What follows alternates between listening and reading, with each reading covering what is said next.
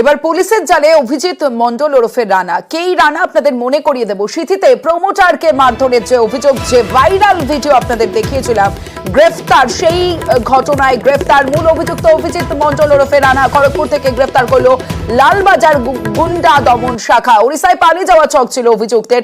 যে viral video, যেখানে area দহের ত্রাস জয়ন্ত সিং এর নামে প্রমোটারের কাছে 5 লক্ষ টাকা চাওয়া হয়, না দিলে সেখানে জয়ন্তর নাম করে প্রমোটারকে মারধর করে। আর সেই ঘটনায় মূল অভিযুক্ত অভিজিৎ মন্ডল ওরফে রানা এবার পুলিশের জালে। পালিয়ে যাওয়ার ছক ছিল অভিযুক্তের। এই নিয়ে সিথির ঘটনায় গ্রেফতার করা হয়েছে রানা সহ মোট 5 জনকে, মোট 6 জনকে গ্রেফতার করা হয়েছে। অভিযোগ, জয়ন্তর নাম নিয়ে চলে দাপাদাপি। 5 লক্ষ টাকা না পেয়ে প্রমোটারকে মারধর, রেয়াত নয় পার্টনারকেও। প্রমোটারের অফিসেও চলে ভাঙচুর।